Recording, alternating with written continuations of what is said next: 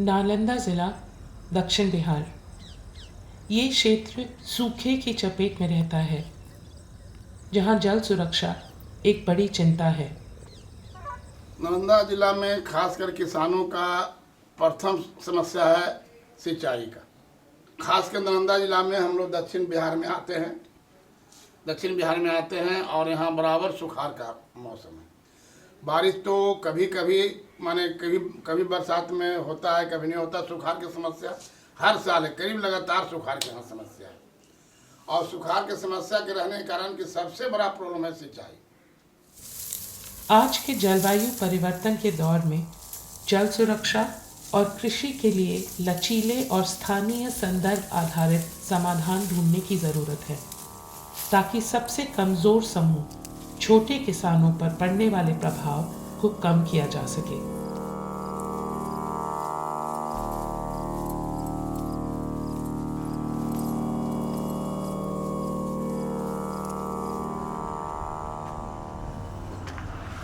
दक्षिण बिहार के इस सूखाग्रस्त इलाके में आहार पाइन प्रणाली हजारों साल पुरानी है।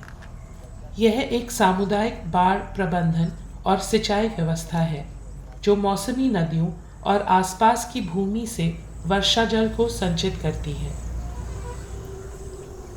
ये जटिल और आपस में जुड़ी हुई नालियों और छोटे जल भंडारों का ऐसा जाल है जो पूरे क्षेत्र में फैला हुआ है।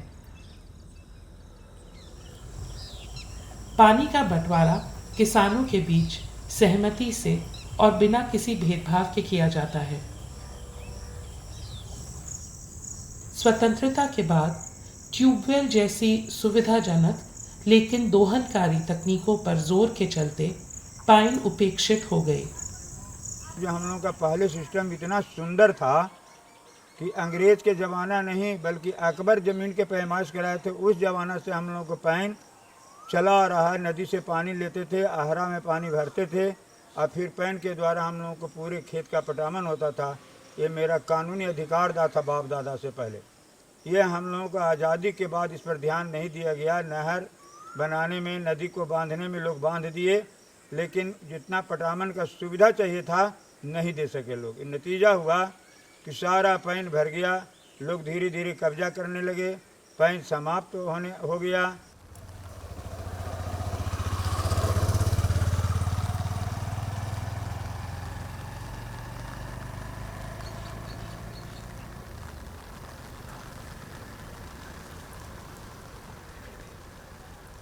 2018 से फोराड ने सेवा मंडल और समाज कल्याण मंडल के साथ मिलकर 34.2 किलोमीटर पाइन प्रणाली का पुनर्जीवन किया है। इससे 200 मिलियन लीटर जल संग्रहण क्षमता बनी है।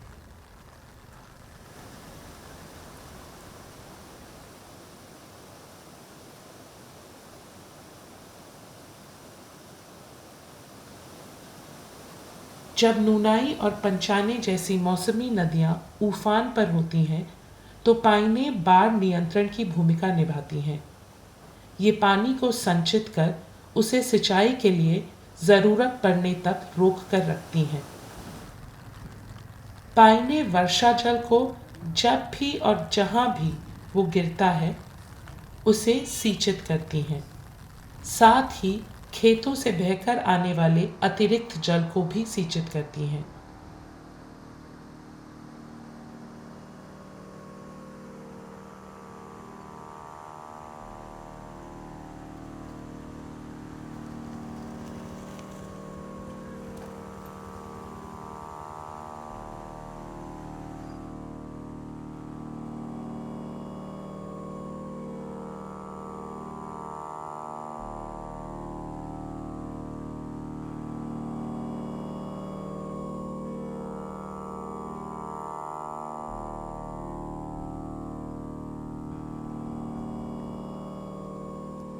पैन जो है एक हिसाब से किसान के लिए जो है रीढ़ का हड्डी है। 4 महीने तो पानी का कमी नहीं होता है पैन से। तो धान का पटवन के लिए ये पूरा मतलब ब्रह्मास्त्र के जैसा है पैन। दूसरी है कि गेहूं बुआई के लिए, रबी फसल के लिए हम लोग को नमी मिल जाता है, जिसके वही नमी पे हम लोग गेहूँ उपज कर लेते हैं। हाल पकड़ा जाता है।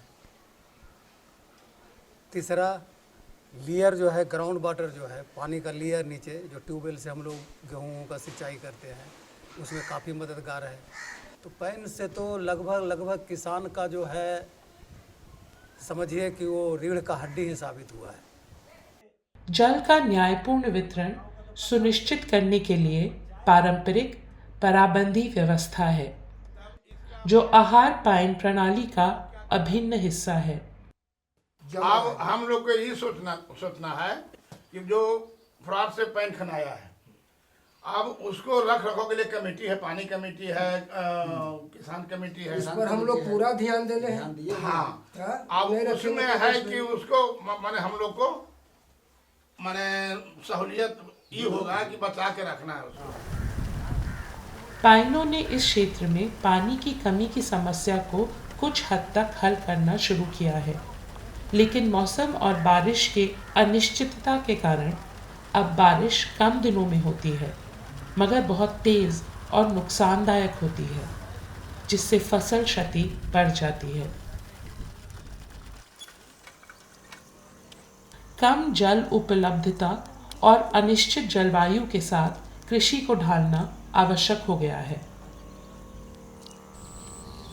इस इलाके में अधिकांश किसानों के पास 1 एकड़ से भी कम जमीन है। 17% किसान बटाईदार हैं, जिनकी अपनी जमीन नहीं है।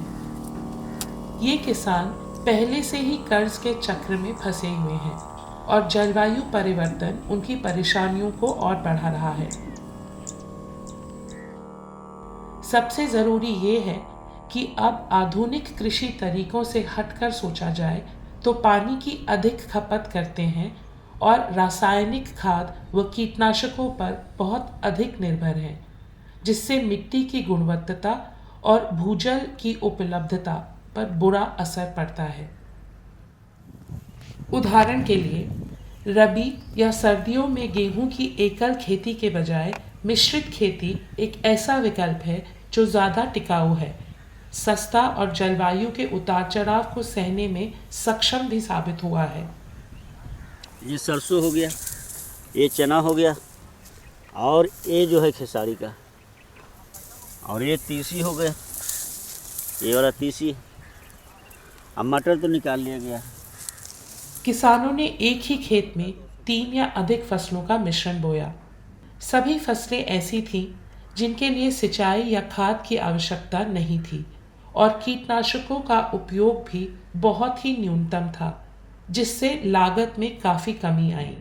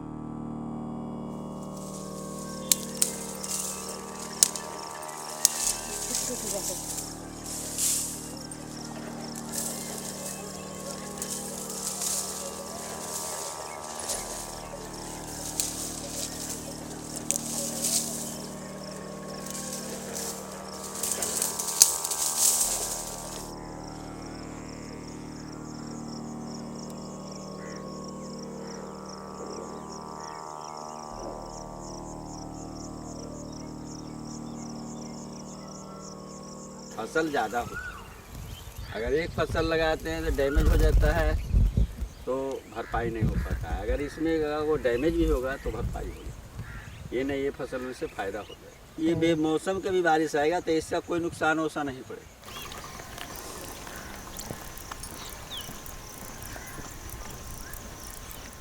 इसके साथ ही पारंपरिक कम जल आवश्यक फसल किस्मों को भी फिर से अपनाने की कोशिश की गई है।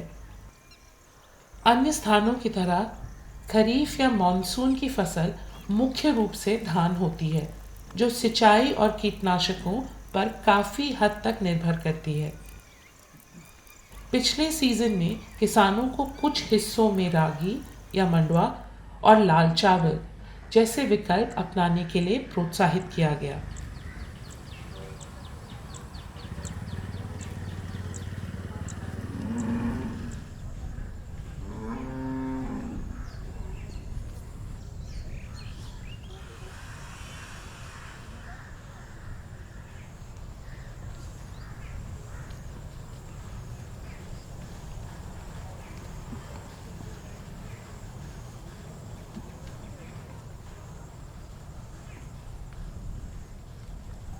करीब करीब 15 डिसमिल में ये लाल धान लगाया हूँ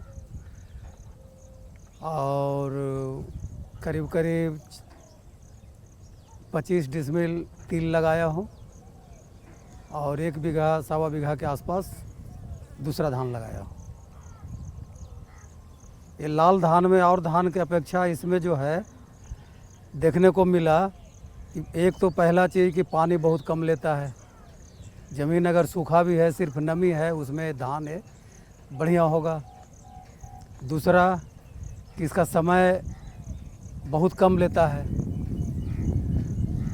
90 से 95 दिन में इसका जो है तैयार हो जाता है। खाद इसमें बहुत कम चाहिए, खाद नहीं के बराबर चाहिए।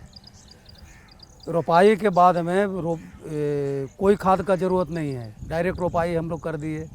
उसके बाद में थोड़ा सा नाइट्रोजन, हाँ, यूरिया इस्तेमाल किए। लगभग वो डिसमिल में ½ kg के आसपास, 500 ग्राम के आसपास एक खाद डाले। एक खाद में अभी तक कई अवस्था में अभी खाद का ज़रूरत इसमें अब नहीं है।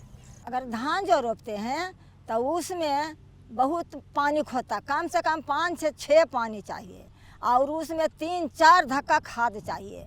और कुछ आइव लग गया तो उसको में तेल दीजिए, तो मसाला दीजिए। उसमें परेशानी धान में ज़्यादा है और मेहनत भी ज़्यादा है। और मड़ुआ में मेहनत कुछ भी नहीं है।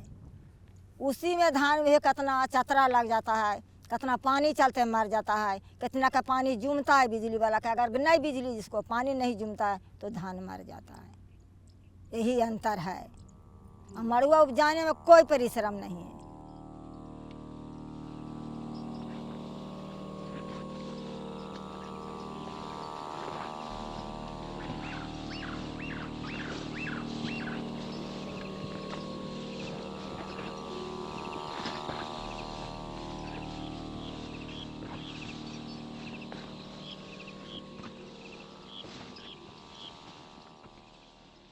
जो मिश्र खेती करते हैं तो उसमें चना, मसूरी, मटर, सरसों, धनिया, तीसी जो भी है। आप तो किसान हैं, आप तो जंग मजदूर से नहीं करवाते हैं।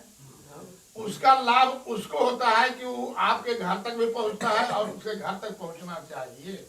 जो हम उपजावें वो मार्केट में नहीं जाके हर घर के थाली में भी वो पहुंचना चाहिए।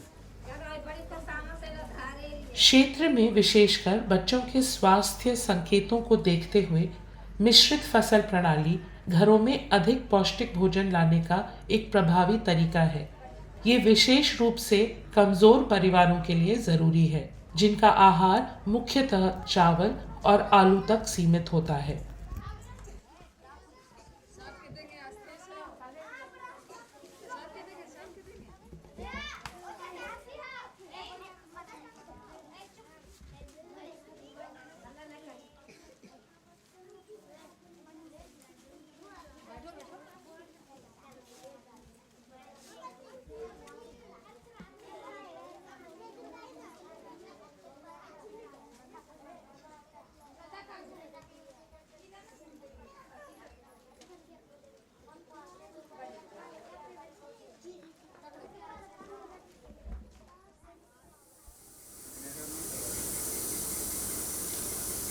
इसी के तहत हमने दावणगेरे मिक्स का उपयोग करते हुए एक पोषण योजना शुरू की, जिसमें भुनी मूंगफली, अंकुरित चने का आटा, अंकुरित रागी और गुड़ को मिलाकर 50 ग्राम की छोटी छोटी गोलियां बनाई गईं।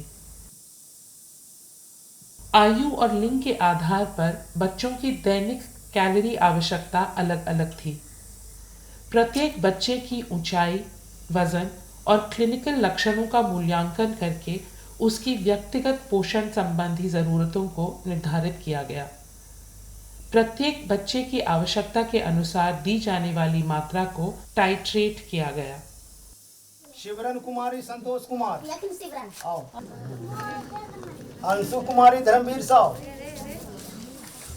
बच्चों को 6 महीने का डीवर्मिंग कोर्स और शुरू के 3 महीने बी कॉम्प्लेक्स सप्लीमेंट्स भी दिए गए। कीर्तन कुमार सुनील चौधरी।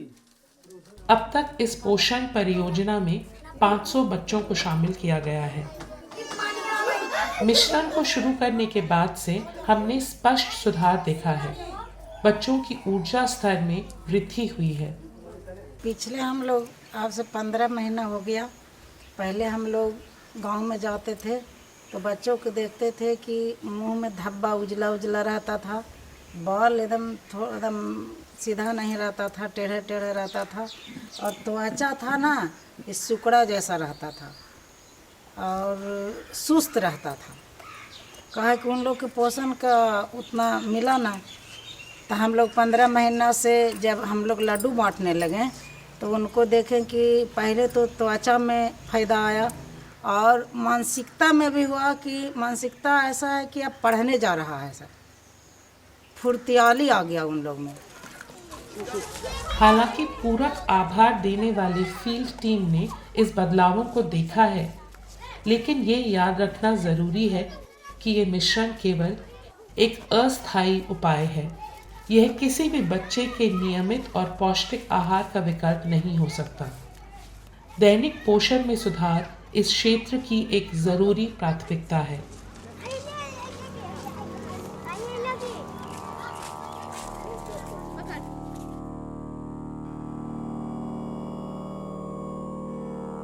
जलवायु परिवर्तन के इस समय में सिलाव और हिल्सा के कमज़ोर समुदायों के लिए जल और खाद्य सुरक्षा तथा कृषि उत्पादकता बेहद जरूरी जीवन रक्षक तंत्र बन गए हैं।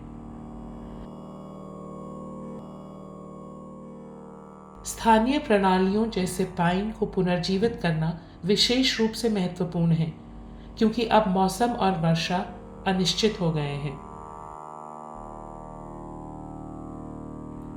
इसके साथ जुड़ी हुई है जलवायु लचीली खेती, जो अधिक कृषि उत्पादकता सुनिश्चित कर सकती है और पौष्टिक भोजन तक कुछ हद तक पहुंच भी प्रदान कर सकती है।